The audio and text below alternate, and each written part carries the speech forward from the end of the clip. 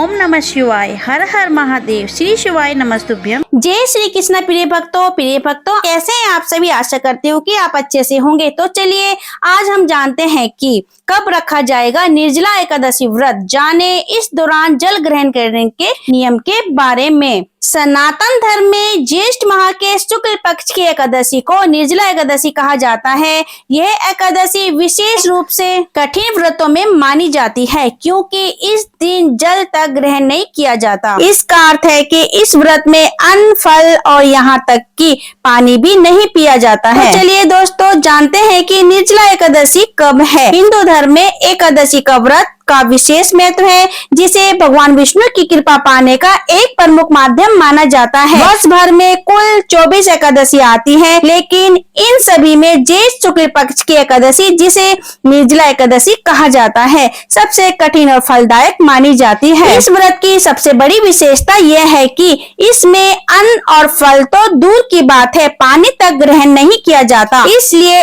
इसका नाम निर्जला पड़ा। ये व्रत केवल शारीरिक तपस्या नहीं बल्कि मानसिक और आध्यात्मिक अनुशासन का प्रतीक है। इस दिन व्रत करने वाले व्यक्ति को अपने भीतर संयम, श्रद्धा और भक्ति का समावेश होना अति आवश्यक है, तभी भगवान विष्णु की उपासना करनी पड़ती है। पुरानी कथाओं के अनुसार इस व्रत को सबसे पहले भीमसेन ने किया था, जो अपने भोजन प्रेम के कारण अन्य एकादशी व्रत नहीं कर पाते थे, लेकिन जब उन्होंने इस निर्जला एकादशी व्रत का पालन किया तो वर्ष भर की सभी एकादशियों के बराबर फल की प्राप्ति हुई। इसलिए इस व्रत को भीमसेन एकादशी भी कहा जाता है। निर्जला एकादशी न केवल कठिन तप का प्रतीक है बल्कि ये जीवन में धैर्य, त्याग और आस्था के गहन भाव को जागृत करती है। मान्यता है कि इस दिन विधि पूर्वक व्रत रखने से व्यक्ति को अक्षय पुण्य की प्राप्ति होती है, पापों से मुक्ति मिलती है और अंत में वैकुंठ धाम की प्राप्ति होती है। आइए प्रिय भक्तों अब जानते हैं कि निर्जला एकादशी कब है। वैदिक पंचांग के अनुसार निर्जला एकादशी तिथि इस वर्ष 6 जून 2025 को देर रात 2:15 से शुरू होकर अगले दिन 7 जून को सुबह 4:47 तक रहेगी।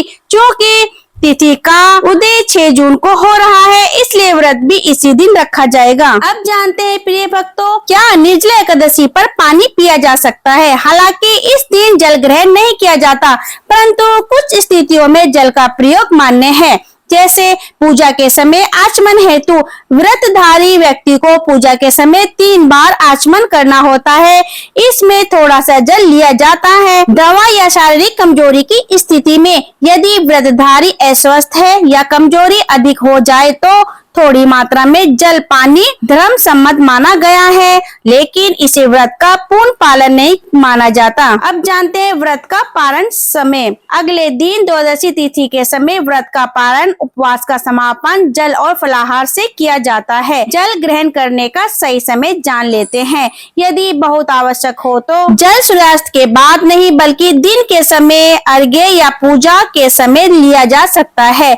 आचमन या भगवान को जल अर्पित करते समय थोड़ा सा जल ग्रहण करना व्रत को भंग नहीं करता। आइए प्रिय भक्तों अब जान लेते हैं निर्जला एकादशी का आध्यात्मिक महत्व क्या है। इस एकादशी को भीमसेन एकादशी या पांडव एकादशी भी कहा जाता है। मान्यता है कि पांडवों में सबसे बलशाली भीमसेन ने इस कठिन व्रत को रखा था और उन्हें वैकुंठ की प्राप्ति हुई थी। ये व्रत न केवल संयम का अभ्यास कराता है बल्कि ये माना जाता है कि इसे करने से साल भर की सभी एकादशियों का फल एक साथ मिल जाता है, यहाँ तक कि अधिक मास की एकादशियों का भी। यही कारण है कि इसे साल की सबसे पुण्यदायक एकादशी माना जाता है। निर्जला एकादशी व्रत का मूल उद्देश्य इंद्रियों पर संयम और ईश्वर के प्रति पूर्ण समर्पण है। जो व्यक्ति साल भर की एकादशी नहीं कर पाते वे सिर्फ इस एक निर्जला एकादशी को करके पूरा पुण्य अर्जित कर सकते हैं, इसलिए इसे महा एकादशी भी कहा जाता है।